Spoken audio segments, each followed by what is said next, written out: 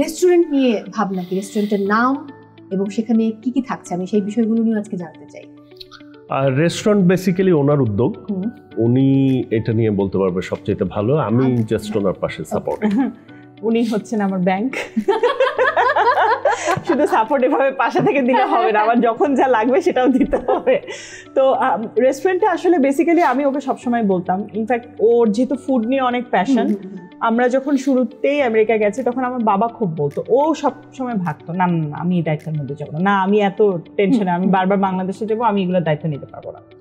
তো দেন আমরা যখন লং আইল্যান্ডে, তুমি তো গেছো আমার বাসায়, লং আইল্যান্ডে শিফট করলাম, ওখানেও আমি হঠাৎ করে একদিন আমাদের খুবই লুক্রেটিভ একটা স্পেস, যেটা হচ্ছে আমাদের ওই যে LIR স্টেশন, ওটা হচ্ছে মার্কেট প্লেস, ওখানটাতে আমরা একটা খুব চমৎকার একটা মানে জায়গা পেয়েছি, লোকেশনটা পেয়েছি, যেটা হচ্ছে আমার অ্যাফোর্ডের মধ্যে পড়ে, সব কিছুর মধ্যে পড়ে। আমি দেখলাম যে কনটেক্সট ভালো, পোটেনশিয়াল আছে, সব কিছু মিলে তখন আমরা ওটা চিন্তা করলাম যে ওকে লেটস ডু সামথিং।